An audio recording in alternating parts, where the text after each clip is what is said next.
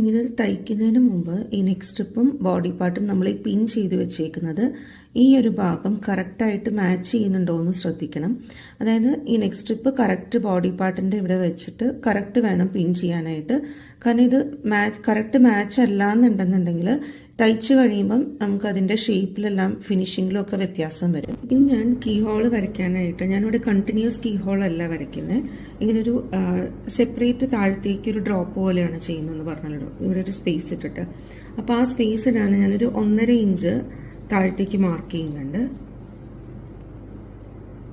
1.5 inch mark ചെയ്യണം എന്നില്ല, ഞാൻ ഇങ്ങനെ ഡിസൈൻ ചെയ്യുന്നതുകൊണ്ട് ഇട്ടുന്നേ ഉള്ളൂ. അല്ലെങ്കിൽ കണ്ടിന്യൂസ് കീ ഹോൾ കൊടുക്കാം, അല്ലെങ്കിൽ ഒരു 1 ഇഞ്ച് വരെയൊക്കെ ഡിസ്റ്റൻസ് ഇടാം.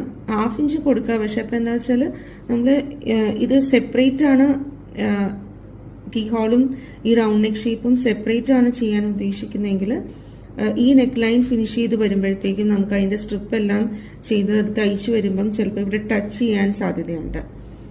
നമ്മൾ ഫോൾഡ് ചെയ്യുമ്പം അതിന് ഇവിടെ ആ സ്പേസ് തികയാതെ വരും. അപ്പം അതിന് വേണ്ടിയിട്ടും ഈ ഒരു സ്പേസ് കുറച്ച് വേണ്ടതുകൊണ്ടുമാണ് ഈ 1.5 ഇഞ്ച് ഇടുന്നത്.